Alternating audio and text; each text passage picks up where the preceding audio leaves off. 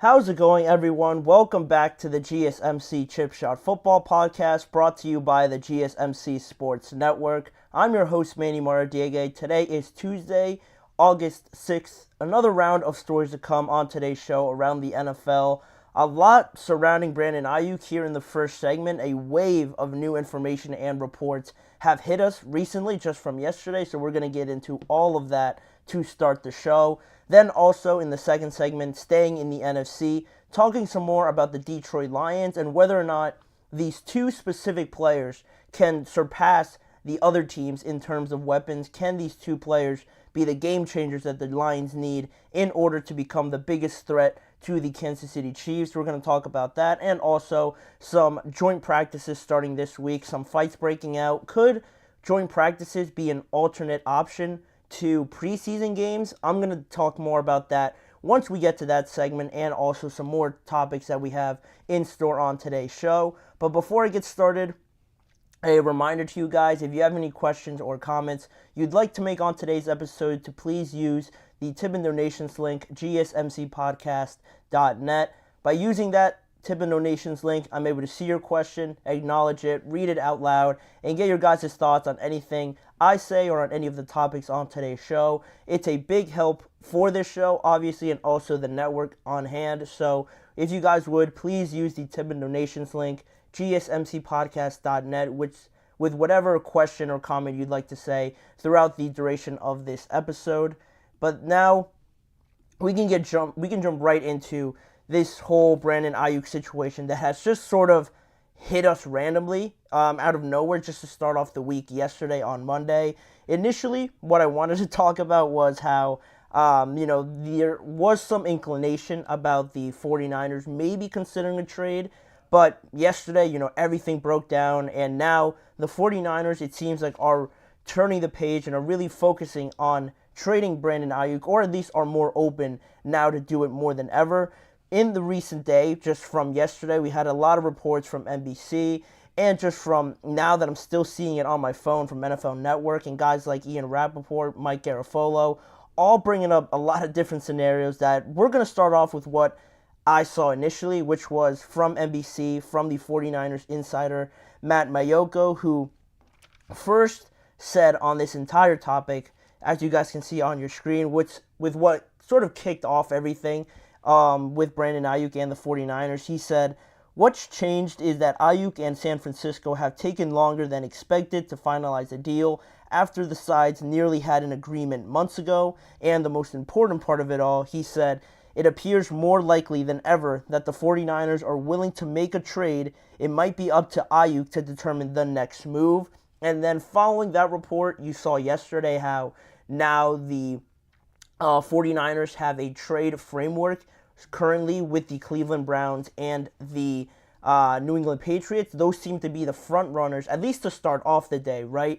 Those seem to be the guys that have the most in play, the most to give up to the 49ers and meet their asking price, not only for Brandon Aiyuk, for them to willingly give him up, but also for them to have enough cap space to be able to give Brandon Aiyuk the contract that he is after. And we could pretty much speculate that it is close to $30 million per year. And the Patriots have the most cap space in the league, so that makes sense. I'm sure they'd be willing to give up some draft picks, because they are in that stage right now where, the roster talent maybe isn't where you'd like it to be. It could increase significantly if you have Brandon Aiyuk on your roster, and help out Drake May tremendously as well. And then you look at the Cleveland Browns, another team that made the playoffs last year. They're in a way different spot than the Patriots are. Obviously, at this point, they have a lot of Pro Bowlers, all pros on their team already. And for them to add a guy like Aiyuk, maybe give up an Amari Cooper or something like that, that it has been rumored, you would probably take that deal and think that's a good trade-off. And now you have a younger number one wide receiver to pair up with Jerry Jeudy and hopefully get you over the playoff hump that you stumbled over last year. And according to further reports from Matt Maiocco and also NBC, the 49ers asking price is something around that range, right?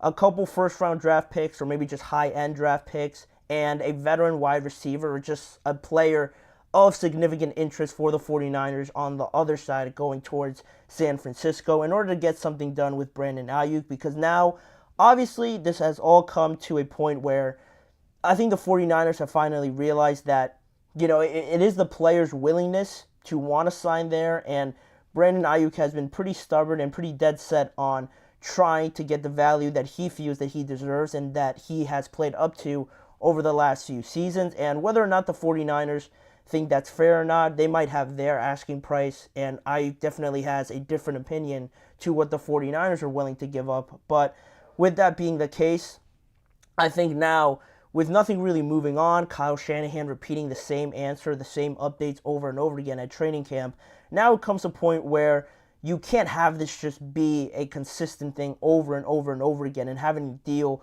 with the media attention hovering over you, waiting for something like this, to be resolved. And now I think it's the right decision to finally at least see some progress, whether the 49ers agree with it or not, to try and at least resolve this situation, because really the 49ers, their biggest goal, obviously, is to win a Super Bowl. They're up until a point where now the Super Bowl is really the only thing that matters. Similarly to the Cowboys, almost, in terms of regular season success and postseason success.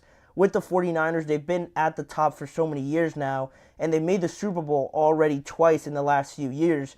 They just need to win it now. It's coming to a point where you're thinking, what's it going to take? Of course, you're playing the Chiefs, you're playing Patrick Mahomes, so that's very unfortunate, but you were so close last year to kind of have it slip through your hands. Now that's really the main goal, the only thing that matters really, and I think this 49ers team, if you want to bring up the Super Bowl window and that topic and things like that, that is, I don't want to say it's closing like other people might mention, but it's certainly coming to a point where now you're overdue on trying to find the successes that a group like this certainly needs to have had already at this point, and they've been close, like I said. The 49ers need it as an overall roster with how talented they are. Kyle Shanahan definitely deserves it as a head coach of the 49ers, losing the last two previous Super Bowls he's in, but also going back to the Atlanta Falcons days, obviously, in that Super Bowl as well. He probably more than anybody needs this Super Bowl win, and if you're going to have this distraction just stand in the way of that, I think it might be hard to move on from Aiyuk, and you could argue that that could hurt their Super Bowl chances if that's all that they need and that's all that they're, really striving for now. Getting rid of Aiyuk doesn't really scream that you're making yourself a better contender for the Super Bowl, right? But again, I think now you're stuck between a rock and a hard place, and you have to resolve this issue in some way, shape, or form, and this seems to be like the most reasonable way of doing that. And if you can get somebody back, like I mentioned before, the Browns could potentially offer Amari Cooper. He's pretty much at the height of his career, ability-wise, skill set-wise, and everything like that. To fit him in to the 49ers offense, I don't think would be very hard.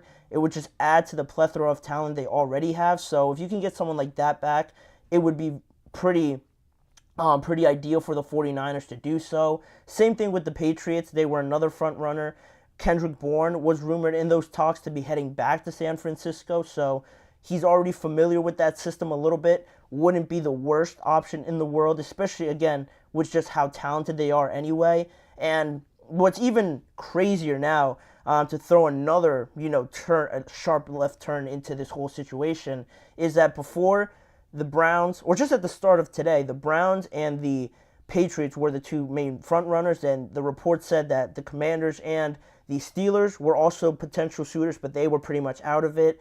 But now, as the day has gone on today, reports from Mike Garafolo, Ian Rappaport, and then Adam Schefter as well have re-included the Steelers in those talks. They've said that the Steelers have re-engaged the 49ers in discussions over Brandon Aiyuk and figuring out a trade there. So it seems like everything is just being thrown out all at once with this situation. You almost don't really know what to believe. And if the Steelers are, back into the negotiations to potentially be a suitor for Aiyuk, I saw just recently that Mike Garafolo tweeted out or reported on NFL Network that the Steelers could, funny enough, be the preferred destination of all three teams. So how does that impact, what the 49ers are able to negotiate with the Steelers? Does the fact that Aiyuk want to go to the Steelers, completely cross off the Browns and the Patriots, even though they might have better offers for the 49ers? It's a unique situation because Brandon Aiyuk really holds a lot of the power. If something was to get done and these two sides were to split, Aiyuk holds a lot of power because he would only go to the team that is offering him the contract that he is after. So if he wants to go to the Steelers, he might be willing to take a little bit less and say that he wants to accept that contract offer over the Browns and the Patriots, even though they're offering better packages for the 49ers. So there's a lot of intricate details that go into this. A lot has to do with Brandon Aiyuk, and a lot has to do with what teams are willing to give up. And if something does happen, I'll be super interested to see, which side sort of caved in a little bit more, whether it was Aiyuk giving into the 49ers' best interest or the 49ers just wanting to get rid of this situation and cave a little to Brandon Aiyuk's request of going to whatever team he may end up on. But it's certainly something to keep an eye on, something that I'm starting to feel like it could be resolved this week. I hope that it does. I'm just waiting for this to finally be over to see where the landscape lies after something like this happens. And what's the entire, joke or the entire caveat of this entire thing is that the 49ers could just not end up trading him. After all this news sort of rushes in, the 49ers could just decide to, backtrack and say, you know what, we're not trading him. I don't like these offers. Nothing's really working out in our best interest. We're going to reevaluate this next offseason or something like that. That could still happen. So everything is pretty much on the table, but now we're getting a huge influx of other information. The 49ers now willing to at least listen to trade offers, and it seems to be coming down to the Browns, the Patriots, and the Steelers. So we'll monitor that as we go out throughout the week. Hopefully this gets resolved at some point this week so we can talk about it. Maybe some news breaks today. That would be exciting. But with that being said, we're going to leave that topic there. I'm definitely not the last time we're going to touch on it. But with that being the case, we're going to head to the first break. And when we return, we're going to stay in the NFC and talk about another contending team in this conference, that being the Detroit Lions, how a breakout season from Jahmyr Gibbs and Jameson Williams could potentially put them at the top of the list for the contending teams that could dethrone the Kansas City Chiefs, in my opinion, in 2024. Their roster's very well built. They're very well now experienced after last year. I believe if Jameson Williams and Jahmyr Gibbs can have the seasons that they're hyped up to be, this Lions team could seriously be a contender to the Kansas City Chiefs. I'll get more into that when we return after this short break. I feel like I'm losing my mind. Is everybody in the world blind? Please, Lord, give me a sign, a sign. I feel like I'm losing my mind. Is everybody in the world blind? Please, Lord, give me a sign, a sign. I wanna be the greatest. Everybody on the fake shit. I look around and feel like everybody is the fakest. I make this every day and I'm impatient, hoping one day I blow up from the basement. Statement, the top is so vacant. I don't hear shit that I think is amazing. Waiting for my day when I'm playing sold out shows for 1,000 faces. Hey, give me that crown, get in my way and to be put down. It ain't your place, all this my town. If I want that shit, then I'll get it right now. I'm losing it, the noose it fits. I'm losing shit, a stupid myth. You choose to live or choose to dip. You choose to fight or lose your grip and lose a gift. I feel like I'm losing my mind. Is everybody in the world blind? Please, Lord, give me a sign, a sign.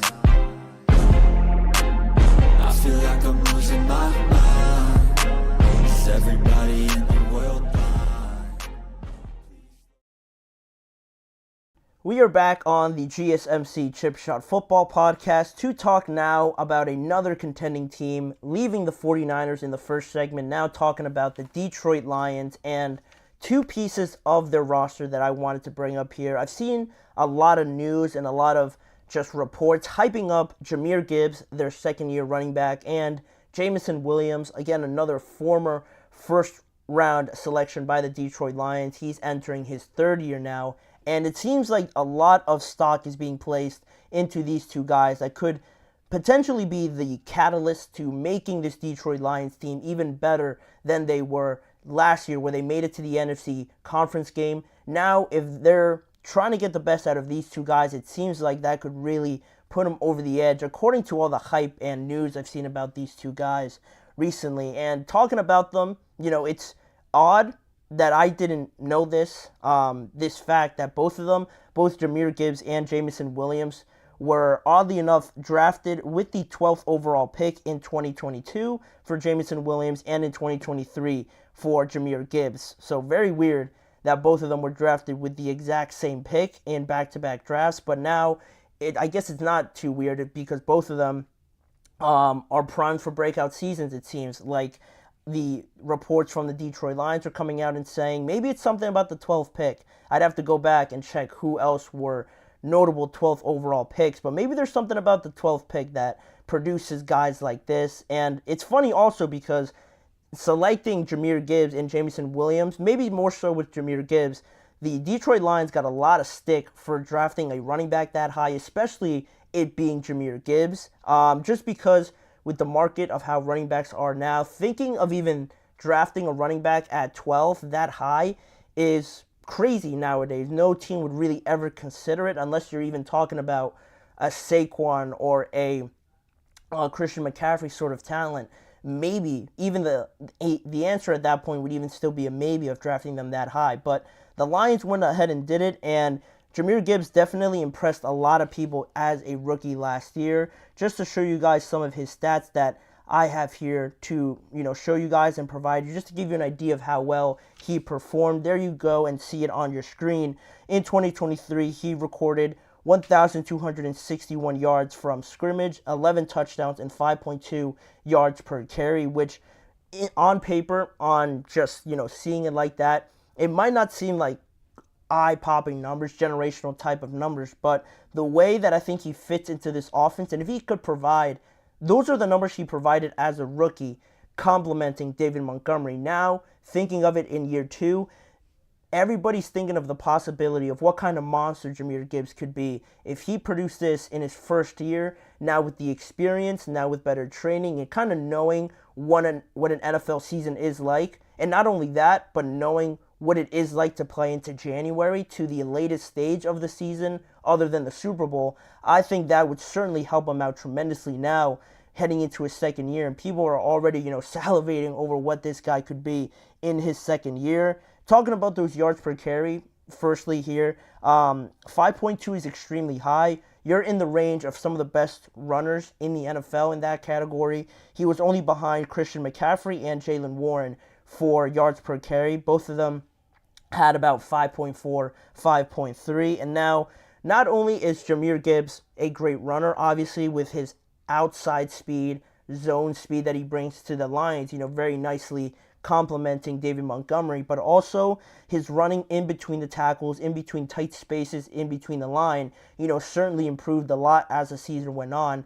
And I think it was the game against the Rams or the Jaguars. I might be completely messing up whatever team that was, but there was a game in where he really broke out and was almost like his breakout game, and where you really saw the whole package with Jahmyr Gibbs, the running ability, the pass catching, everything in that game. He took over that game completely, and that was sort of his stamp of approval to show everybody that he's not only just this rookie that everybody, really had no hopes for, that he is a major piece to this offense. And again, only as a rookie. And now, heading into his second year, there's already talks of their offensive coordinator, Ben Johnson, wanting to maximize his talent and his potential even more. Not only as a running back, but potentially maybe lining him up in the slot and really taking advantage of his route running ability as a receiver, which is, tremendous for Jahmyr Gibbs if he could bring that to the table someday, put it on his resume, and, get himself maybe a larger contract because of that. That's only to Jahmyr Gibbs' benefit, and also to the Lions if they're able to take advantage of this with maybe the lack of wide receiver talent just at the start here. Lining up Jahmyr Gibbs as a wide receiver, having still David Montgomery in the backfield, will certainly be impressive to use that as a weapon in 2024. And I think now, just more so than ever, I think now the acknowledgement of Jahmyr Gibbs, realizing that he's not only a complementary piece to David Montgomery, to only spot him a few plays when David Montgomery gets tired, but also now to really look at Jahmyr Gibbs as a playmaker, as a go-to guy for this team in the passing game, out of the backfield, running it, and everything like that. He can almost do everything very well according to all this hype that he's getting, and I'm very excited to see it. I was one of those people that was skeptical of this pick, but as I watch the Lions closer and closer towards the postseason and things like that, he really is a guy that is a nightmare to game plan against. He's super fast. He's strong for being maybe a fragile, more agile running back. He can get in there and put his face mask into blockers, pick up protections and pass blocking situations like that. He can almost do it all. And again, he's so young.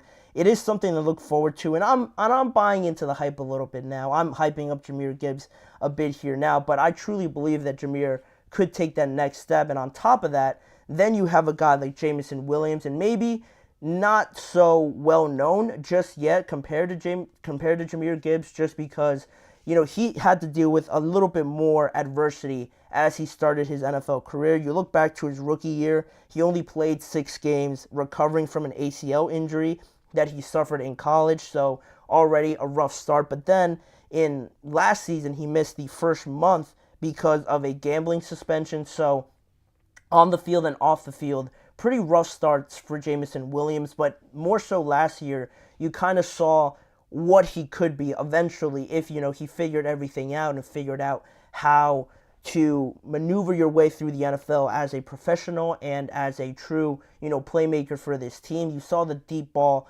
threat that he provided, the quick speed that he had. The route running was on display as well last year, but again, he was still secondary or a third option to the Detroit Lions behind, obviously, Amon-Ra St. Brown, and then you had Sam Laporta that just busted onto the scene out of nowhere. So now I think a lot more stock is being invested in Jameson Williams now, not only because Josh Reynolds moved on to the Broncos, but because this guy certainly shows flashes of the enormous talent that he could bring to this Lions team. And he was a first-round pick.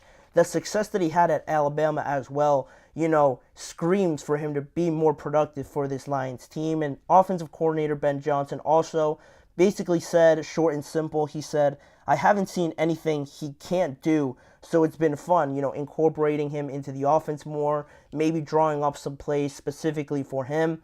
If these two guys, get over that, hurdle of trying to really break out this year, potentially in 2024, then you get to the question, the overall idea of this Lions roster and the weapons they have at their disposal. Their disposal, you have guys like Amon-Ra St. Brown, Sam Laporta, Jameson Williams, if he takes that next step, Jahmyr Gibbs, David Montgomery, their offensive line, which I think is the best in the NFL. Those are a lot of guys that the Lions can really just pick and choose, decide who's going to take over that game. And they really hit on every level of offense with 2 running backs, one of the best already tight ends in the NFL, one of the best receivers in the NFL, up and coming. And again, that offensive line, it's just mean. Their offensive line really just bullies you, and you saw it in the game against the 49ers. They were destroying them up front. The running game was absolutely insane in the first half, and then they went away from it, and they ended up losing that game. But that was sort of the epitome of this offensive line, of what they can be to some of the best teams in the NFL. And talking about some of the best teams, I think right now, before any football has been played, just on paper, the Lions are certainly up there with the Eagles and I think the 49ers as the top 3 best, offensive weapon groups that there is in the NFL currently.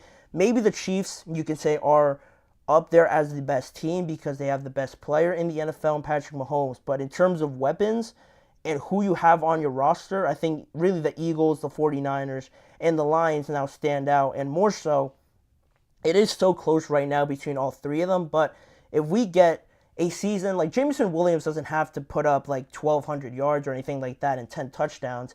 If he records like 800, from anywhere from 700 to 900 yards, anywhere from that range, maybe contribute with 5 or 6 touchdowns or something like that, and just improves and becomes a threat that other teams need to game plan for. And also with Jahmyr Gibbs, it's hard to exceed the kind of rookie season that he had, but if he does exceed it, he's going to be looked at as one of the best running backs, if not, arguably the best young running back in the NFL, with Breece Hall in there as well. You're going to have 2 guys that really complement this offense so much more. the Lions are screaming for somebody to kind of help out Amon-Ra St. Brown and take away some of the coverage that slides over to his side. If you have Jameson Williams with his speed, his route running ability, then you have Sam Laporta over the middle, and Jahmyr Gibbs coming out of the backfield, the opposing defense gets very thin. They're stretched out too many different places to where you can really try to create a game plan to stop all of those guys. It's going to be extremely hard to do so. And the thing I love the most about this team, and I'll end this segment with this, is that the offensive line is one thing, but also the relentless style that they can have with both running backs, Jahmyr Gibbs and everything he's able to do out of the backfield, and then David Montgomery, who will just punish you in the hole, has sneaky good speed on the outsides of the offensive line. Having both of those guys and how they complement each other could just really keep opposing offenses with how high-powered they are on the sideline. You control the tempo of everything.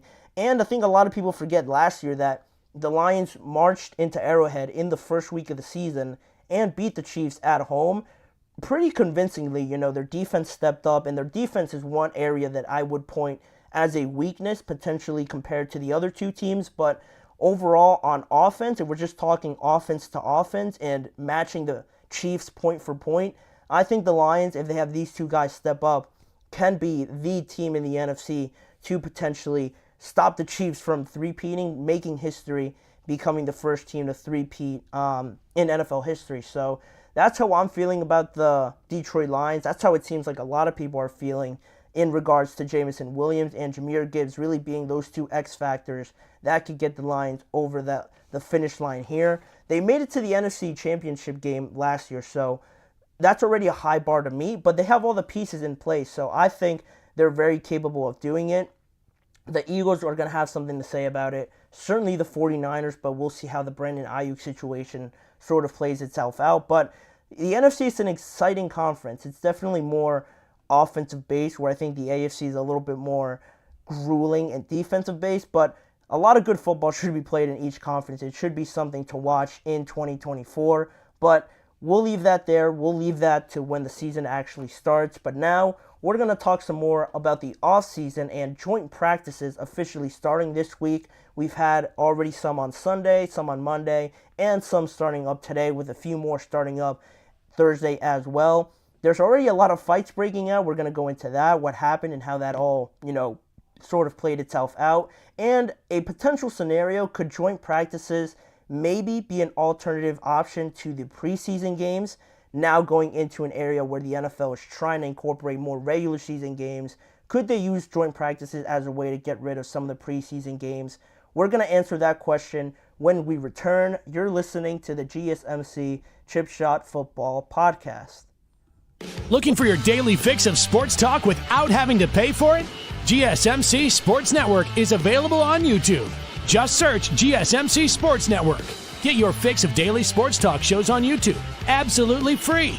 NFL, college football, NBA, MLB, MMA, UFC, fantasy football, and so much more. GSMC Sports Network has shows running all day long, with new sports shows starting every 2 hours. Just like on your favorite cable sports channel, except GSMC Sports Network is absolutely free. Just search GSMC Sports Network on YouTube to catch one of your new favorite shows, like the GSMC College Football Podcast, Chip Shot Football Podcast, Hoops and Heels Women's Sports Podcast, GSMC Basketball Podcast, and so many more.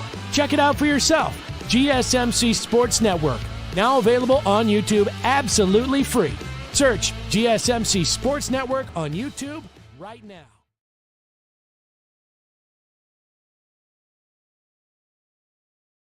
We are back here now on the show to talk about what's been going on in the offseason, to kind of break up the monotony and just the grueling regiment of the offseason so far. This week was the official start of joint practices in and around the NFL, and some of the first training camp, joint practices already took place, going back to Sunday with the Los Angeles Rams and the Los Angeles Chargers sort of kicking off the festivities with having joint practices. Then yesterday we had the Lions and the New York Giants start their joint practices, and that one's been probably the most noteworthy of all the joint practices up until this point. Today we had the Dolphins and the Falcons going through a joint practice as well. And I think the rest will follow on Thursday, with the Rams again having some more joint practices, this time with the Dallas Cowboys, and the Washington Commanders having one with the New York Jets. Usually, why there's so many already now coinciding with the start of preseason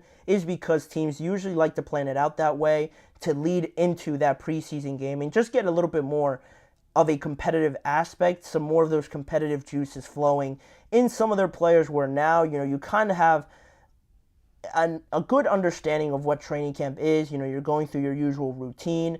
You might be living somewhere else for the time being in terms of going somewhere else for training camp. So it could get a little lackadaisical. You want to keep guys on their, toes, obviously, in such a time where a lot of these guys are fighting for positions, are fighting for roster spots, and it needs to be very competitive to do so. And how else would you do that by bringing on another team? And it's gotten pretty chippy in some of these instances, as it usually does, right? With the Detroit Lions and the New York Lions as well on Monday. They've gone in probably like 4 fights already throughout the 2 days that they've had joint practices, and they are one of the 30, or they're 2 of the 30 teams that are taking part in all of these joint practices. There's going to be a total of 22 this offseason, and the only teams that are not doing joint practices will be the Kansas City Chiefs and the Las Vegas Raiders in that same division. If they were to do it, you could probably guess that there would be a ton of fights between those two teams, just going back from last year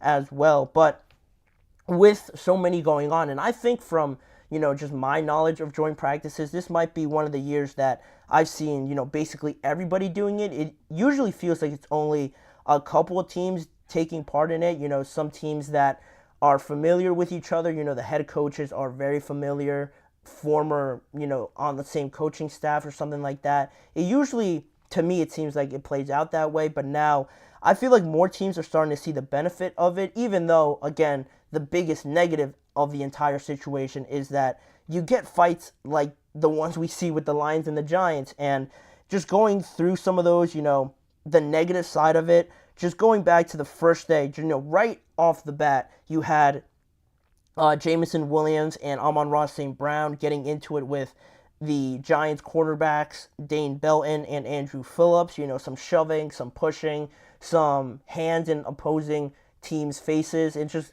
big scrums right off the bat in some of these practices. And the biggest fight was actually involving the guy that you don't want to get touched or don't want to do anything.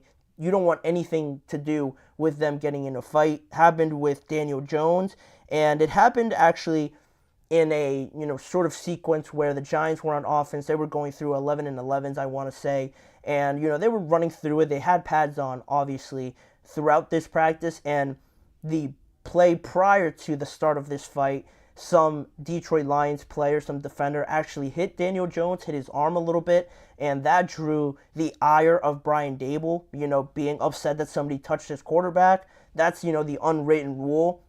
Unwritten, everybody knows that you're not supposed to touch the quarterback, but somebody hit Daniel Jones, not too hard, but, teams get, sensitive about that. That's the quarterback. They're paying a lot of money to Daniel Jones. Don't touch the quarterback, right? But somebody hit his arm. There was a big, fuss made about it from Brian Dable, as you would expect. The next play happens, and it was a run play. Some offensive linemen get tied up together, and Daniel Jones, right out of the gate, jumps into the middle of the fight, and that sparks a whole other, issue there with the fight going on, with your quarterback being right in the middle of it. Not what you want to see if you're the Giants, but that continued on into the next day, today. The Giants having another joint practice with the Lions, and you saw some more fights. Malik Neighbors getting into it with Kirby Joseph. Pretty intense up until this point, and you don't want 2 of your best players potentially getting hurt by throwing punches or, just being in the middle of a scrum and getting hurt inadvertently, something like that. So that's really the biggest negative. But even with that being the case, more teams, it seems like, are starting to do it now. And it could be something that I don't think would be crazy to suggest as a potential alternative going forward to maybe some of these preseason games. And why I think of it like this is because, the big cloud looms over the NFL on the potential of there being 18 games in the near future. And the biggest reason around 18 games and how it all really got started was because Roger Goodell brought up the fact that he would like to see more regular season games over preseason games. He said that that was an ideal scenario that he would always decide to choose, a regular season game over a preseason game. And they already chopped the amount of preseason games down to 3. Some teams have 4 if you play in the Hall of Fame game, but they already cut it down years before when they added another regular season game. But now, with the potential again to add an 18th game, I think if they're trying to find a solution, it wouldn't surprise me if they decided to maybe not make joint practices necessary, but just encourage, I guess you could say, for the NFL to encourage a lot of these teams to hold these joint practices. And you could see more and more teams, have these joint practices throughout the duration of the offseason, maybe a little bit earlier with some more frequency to kind of get the same sense of having a preseason game there day in, day out potentially. Now, of course, it brings the negative side of it. You have guys that you don't really have too much control over, if that makes sense. If you're bringing in a team to your facility, to where you're staying for training camp, yeah, you might have some more control because the coaches are everywhere. You're kind of running through controlled scenarios and controlled, scrimmages or something like that. But again, there's still that weird aspect of having guys that you're not really knowing on a personal level. But you can't have 3 preseason games really as the main focal point of this. You can't have 3 preseason games and then also tack on 18 regular season games on top of that. I don't think it would work out with the offseason changes that they want to implement as well from the NFLPA. So something has to give, and it seems like the preseason is almost undoubtedly going to be altered in some way, shape, or form. And already we all have some of the players, some of the more notable players not taking part in it. I saw Christian McCaffrey probably not playing in the preseason. Kirk Cousins rumored to not be playing. Aaron Rodgers, same thing. Daniel Jones wants to play, but I'm not sure the Giants will grant him that, permission. But there's already teams, opting out of playing in the preseason, and with joint practices happening, consecutively for a couple of days, it pretty much brings that element of having the preseason in a way. Some of the refs already show up, so you kind of have some guidance and some rules integrated to some of these joint practices. And also, you can't really hold out some of your main guys. I mean, you could, but if you have consecutive days of joint practices, you're not going to hold out your quarterback or your wide receiver for 3 consecutive days. They're going to be able to compete against opposing teams and players. So I think that way it could be seen as a more positive view for joint practices to kind of step in here and maybe be an alternative for the preseason. You bring out those other competitive juices, trying to keep it in a controlled sort of scenario as best as you can. But I think having more competition out there could probably bring out the best in some of the guys that are trying to make the roster. You think of those guys that are trying to make it on special teams, trying to make it as the backup quarterback, the 4th receiver on some team's roster. If they get an opportunity to play against, their teammates, it is impressive, but it gets to a point where it almost becomes, the same thing over and over again. If you put them up against, I don't know, maybe another team's best corner, another team's, 2nd or 3rd best defender or something like that, and they impress you, I think that creates a whole nother dynamic for trying to evaluate players in different scenarios against guys that are really trying to beat them in a controlled, competitive environment. But that's what really got me thinking about this. Joint practices starting up, it gets chippy, it gets heated right away, right off the bat, and you'd ideally like to control that more if you're the NFL, but it happens, and you get to see better plays, I believe. You get the best out of some of your guys, and it almost seems like more so than the preseason, it seems like guys try a little bit harder in some of these. You see how hard they go in these practices, in joint practices with some of the main guys out there practicing. You get the best out of them. Iron sharpens iron is thrown around a lot. I think it could be something that isn't completely insane for the NFL to consider, having more joint practices more frequently, maybe for 3 days in a row or something like that. Some certain scenarios where it could happen in the NFL, I believe, could be a good thing, especially when you have teams in the same city, the Jets and the Giants, maybe with Buffalo also included in there. The 49ers and the Rams and the Chargers are already doing it.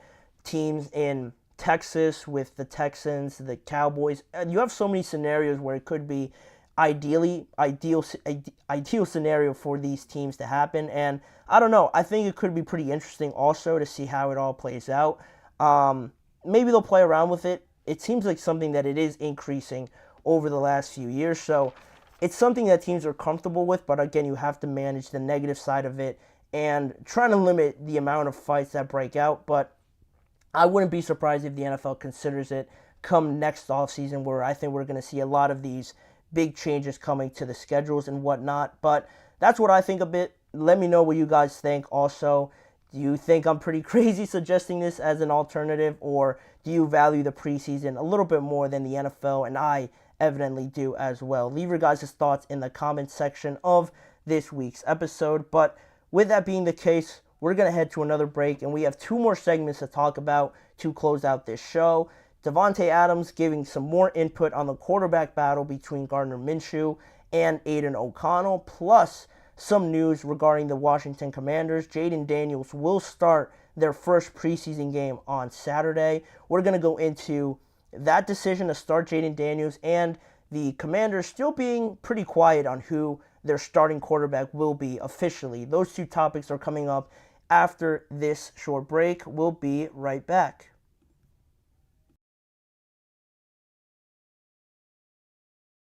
For the best and latest podcasts available anywhere, go to the podcast app on your cell phone and type in GSMC to access free content-rich podcasts on health and wellness, book reviews, sports, entertainment, relationships, social media, movies, technology, finance, and even weird news. Subscribe and download the GSMC Podcast Network's family of shows, available everywhere podcasts are found.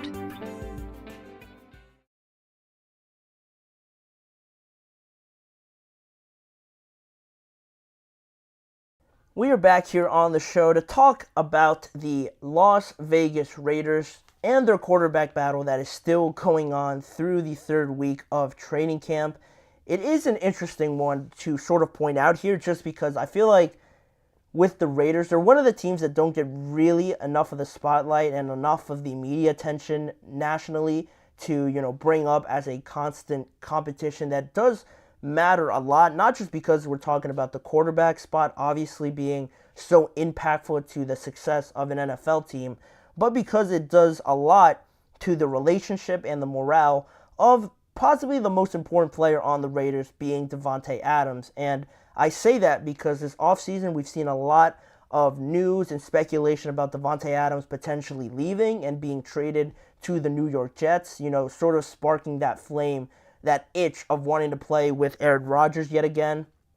And while I do know obviously that it does depend on the Raiders whether or not they decided to trade him at all, but it is something that it has been brought up, and especially after last season's, Netflix series of Receiver, talking about last season, we saw throughout a bunch of scenarios and a bunch of episodes in that show how Davante Adams really reached a limit with the quarterback situation last year with the Raiders, of which I've never really seen him, be so emotional, be so upset in any scenario. Obviously, it was a lot better with the Packers playing with Aaron Rodgers, but even when things got tough, I've never seen him really react like that, cursing off the scenario, cursing off the plays, getting hit constantly, just being frustrated with the lack of production coming from the quarterback spot.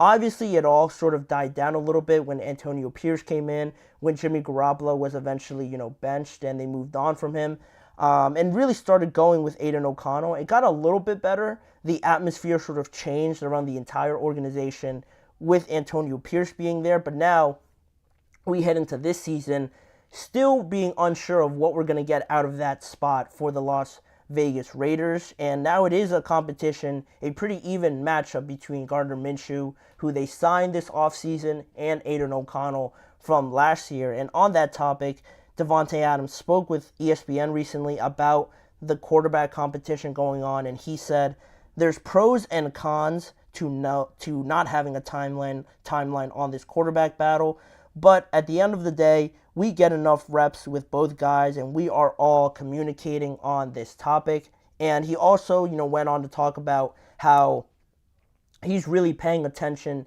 to this entire thing and to a lot of what Gardner Minshew and Aiden O'Connell are doing just throughout practice. He said that he's got his antennas up for everything. He's trying to pick up on every little, nuance that goes into how Aiden O'Connell throws the ball, how it comes out of the hand of Gardner Minshew, how fast each ball is, the placement of everything.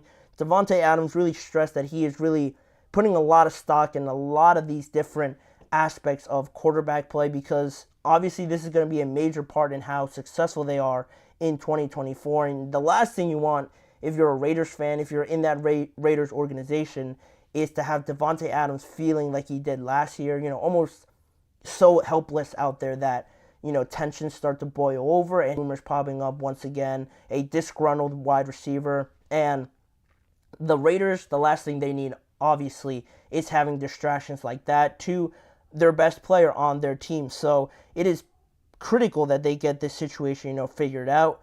We've heard reports previously that Davante Adams actually preferred or thought that Aiden O'Connell had the lead up until this point in that quarterback battle, but now, just based on what he said, paying attention to everything so closely now, it seems like it could be a little bit more even. Now, that's not for sure.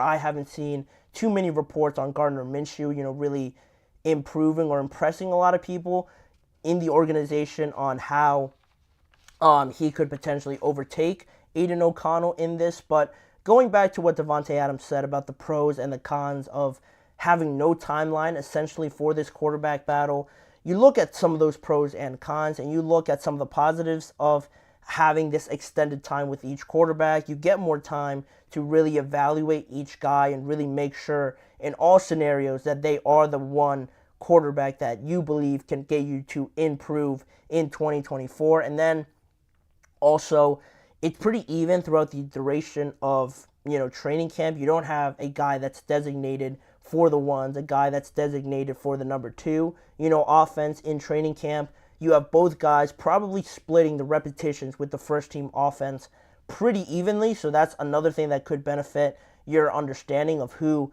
will end up being the quarterback. And then also, you give more time specifically to Gardner Minshew to sort of settle in, get to know the offense, and then really have a shot of trying to prove to the Raiders that he could potentially be that starting quarterback.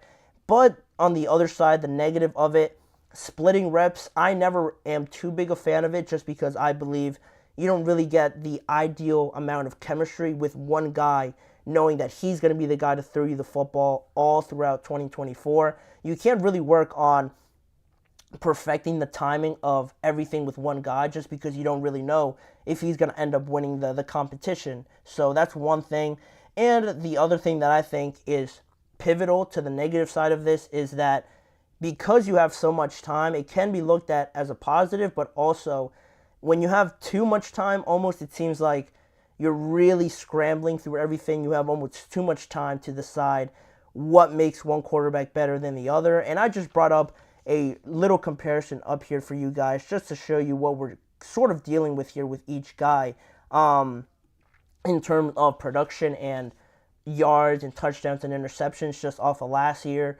Minshew takes the lead in yards, in touchdowns as well, but also in interceptions. That's something to watch if he's going to be your starter. Aiden O'Connell played less games than Gardner Minshew, obviously with Anthony Richardson going down so early. Minshew got most of the reps throughout the entire year, but you could still look at those numbers and think that they are pretty close and relative to, depending on how many games that each quarterback played, it does make a difference. And what I believe now is trying to separate these two guys at least a little bit here going into the third week of training camp is that each of them brings something different that, could make them the number one quarterback.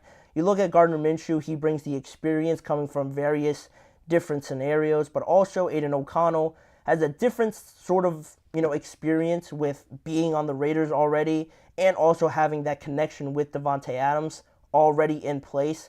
That could give him the potential edge as well.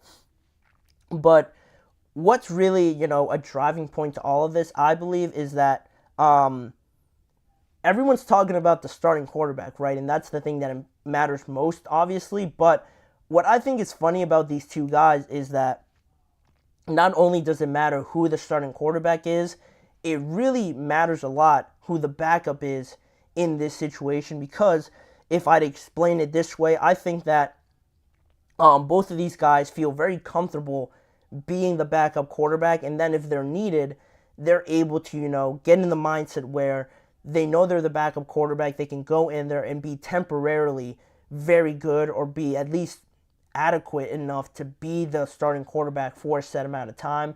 And of course, Aiden O'Connell did it for a shorter amount of time last year than Gardner Minshew, but Gardner Minshew has almost built up his legacy, his resume of being a reliable backup that could come in and carry this offense, knowing that he might not be the guy going forward. And I don't know if that's exactly what their mindset is, but usually the scenarios that each of these quarterbacks have found themselves in is that they are the backups. They come in knowing that there's not that much pressure on them because they know they're the backup, right? If that makes sense. So I think finding out who the backup quarterback is could be just as important, almost, not completely at the same level, but almost as important as who the starter is, just because, say it's Aiden O'Connell who you decide is a starter, and he doesn't play that well in the regular season. If you decide to bench Aiden O'Connell early on and sort of give up on him early on, you bring in Minshew, then you can't really go back on that decision to bring in Aiden O'Connell back in, even if Minshew doesn't really impress you that much more. I fear that because they haven't been in this scenario too often, being benched and being in a spot where you get your dream scenario, right? You're the starting quarterback, but then you get benched. We've never seen these guys in those scenarios where they deal with it at all. So we don't know if they're going to deal with it in a positive way. If you bench Aiden O'Connell and kind of swing and take a big blow of his ego, of his personal morale, it could affect him going forward. And then if Gardner Minshew isn't as that much better than Aiden O'Connell, then you have a real scenario where you don't really know what to do, whether you bring back Aiden O'Connell. Is he too messed up morally to come back after being benched? Or the same way goes with Gardner Minshew and, vice versa, trying to bring him back in after benching him.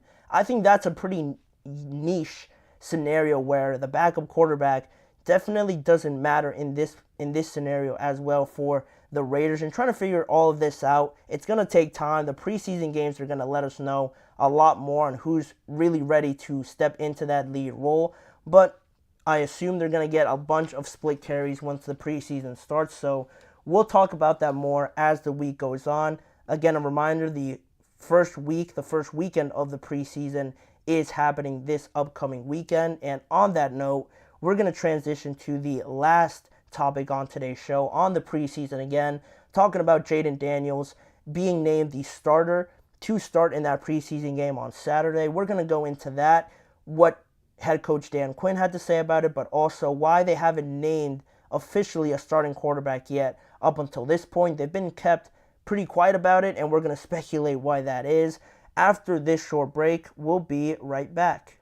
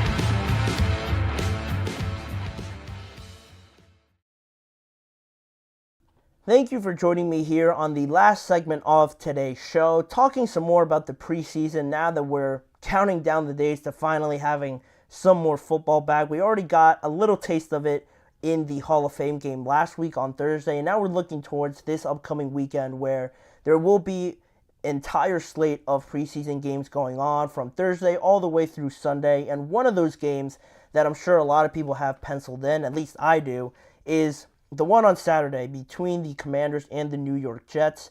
And Jayden Daniels, the number 2 overall selection in this year's draft, being named the starter in that Saturday matchup against the New York Jets. According to head coach Dan Quinn, he revealed that Daniels will be the starter. He didn't say whether or not, how much he'll play and how much, the split of reps will be with Marcus Mariota potentially, if he even plays, or it could be Sam Hartman in there as well, the third string quarterback, maybe playing some more if Marcus Mariota doesn't play. But at this point, I would feel like Marcus would play just to earn himself that spot over Jayden Daniels, because then it kind of transitions into this bigger point of technically the Commanders haven't named a starter yet for the regular season, going forward. In the unofficial depth chart that has been released today, we have seen that Jayden Daniels is the starter based on that depth chart, but usually those depth charts aren't really,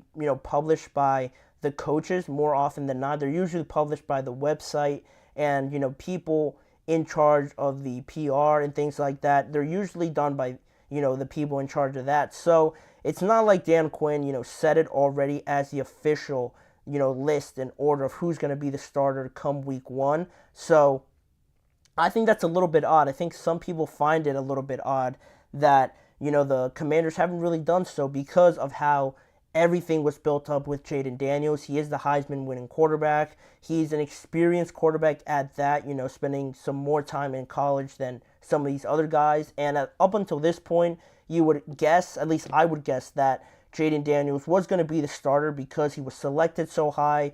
With the scenario that the Commanders are facing now, they traded away Sam Howell, and they relinquished the opportunity to trade out of that pick because they like Jayden Daniels so much. So all of that wrapped into one, I assumed that this was just a foregone conclusion that he was going to be named the starter up until this point. But that hasn't been the case just yet. Jayden Daniels doesn't feel, any way slighted by this. He said that he trusts the Commanders fully and that he's only focused on getting better up until this point. But with looking at the other quarterbacks and trying to, kind of compare the scenarios, you have some of the quarterbacks drafted in the first round that are not going to be the starters, right? Thinking of Michael Penix and Drake May and J.J. McCarthy are probably the first-round quarterbacks that are not going to be starters. You almost know that 100% guaranteed. And that really leaves Bo Nix, Caleb Williams, and Jayden Daniels as the guys that are pretty much up in the air, other than Caleb Williams, because he's definitely going to start.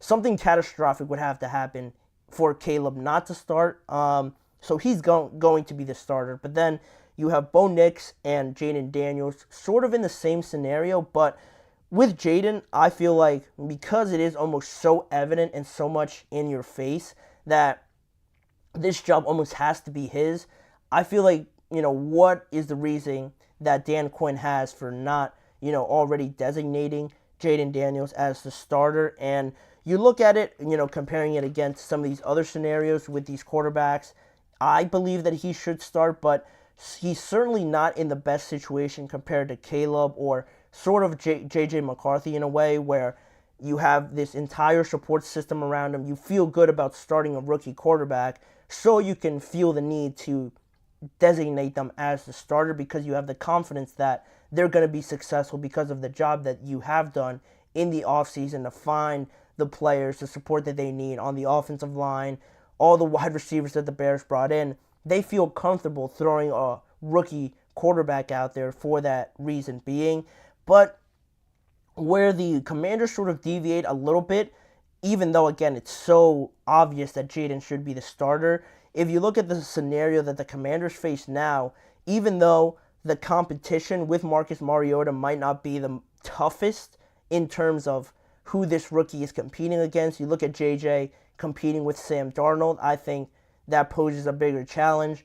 Bo Nix competing with Jarrett Stidham, Zach Wilson, two guys that have been in the NFL already, and Jarrett Stidham was the starting quarterback last year, so I would deem that also as a bigger challenge. And elsewhere as well, Kirk Cousins with Michael Penix, Drake May with Jacoby Brissett. Marcus Mariota against Jaden Daniels doesn't seem to be too close of a competition, ideally, if it goes all the way that the Commanders think it should, play out. No shade to Marcus Mariota, but that's just, the matter of fact. At this point in Marcus Mariota's career, I think Jaden right away is ready to start in terms of competition, and also why I believe could be the reason that Dan Quinn hasn't, designated a starter just yet, just based on my intuition and trying to find a reasoning for it, is because you don't want any added pressure basically on Jaden Daniels at a point here in training camp where ideally none of these games really matter. How you play in training camp doesn't really matter. But if you have Jaden Daniels, say they named Jaden Daniels the starter in mandatory minicamp or something like that, then every little thing that Jaden did well, Jaden did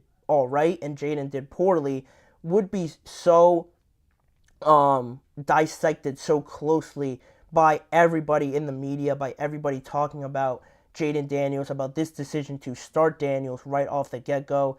Everything would be put under a microscope and overanalyzed leading up to the first game of the regular season, where nobody's an end product by the first week. Certainly not rookie quarterbacks. There's definitely going to be a lot of bumps and learning curves from the start of the regular season to December, and then towards the end of the season, depending on where the Commanders are. It's not going to look perfect by any means, but right away, you don't want all the heat coming from the national media on the Washington Commanders. If you have a rookie quarterback, the last thing you want to do is put all this added pressure on him, put all these expectations on him that are unrealistic oftentimes, and just do Jaden Daniels or any other rookie quarterback no good, honestly, by trying to overcompensate and overanalyze any little comment that is made about them and trying to prove all those critics wrong. It usually doesn't lead them to developing in the best way, shape, or form. And I think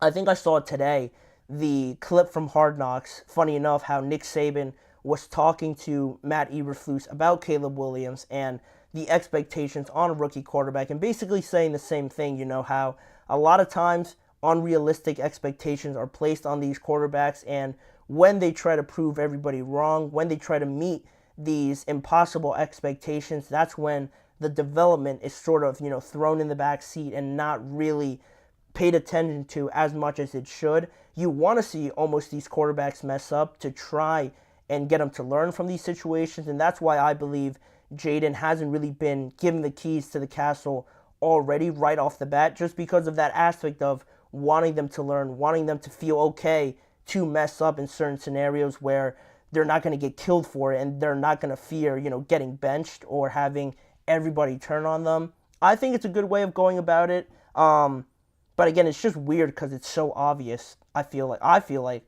that Jaden is going to be the starter, but I think Dan Quinn is just keeping it traditional, just keeping it the way that he likes to do it, and I can't really knock that. But with how these preseason games go, certainly it's going to tell us a lot of where Jaden Daniels is. He could kill it, he could do awful, but again, I don't think it really matters up until this point, and it shouldn't matter in terms of expectations for these young quarterbacks. But hopefully he does play out well. He's going to be the second first-round quarterback to play. Drake May is also going to play in the preseason in the first game. He's not going to start, but we're going to see Drake May play on Thursday, and then it'll be Jaden Daniels and most likely Caleb Williams as well in Saturday's matchup for the Chicago Bears. But that's pretty much the update on Jaden Daniels. He will start in Saturday's game against the New York Jets. We're not going to see Aaron Rodgers, unfortunately. We might not see any of their starters. But it should be something to tune into. I'm certainly going to check it out, seeing how all these young guys do, just because I like seeing it. I like watching the preseason, oddly enough. You guys might think it's weird, but I'm itching for football to start again, and this is the closest thing we got to the NFL coming back. We're very close to the start of the regular season, so the start of the preseason is just another milestone we can get through until we have the NFL back up on our screens. But with that being the case, that'll wrap it up for today's show. I want to thank you guys for tuning in. Please remember to like, follow, and subscribe to the GSMC Chip Shot Football Podcast, as well as following the network on all forms of social media.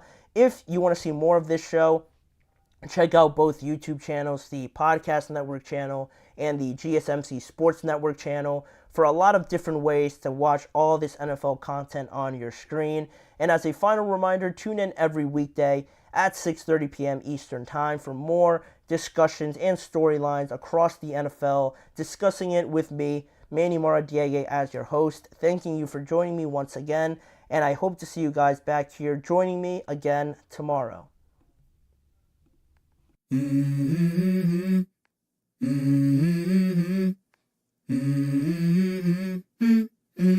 Let's go.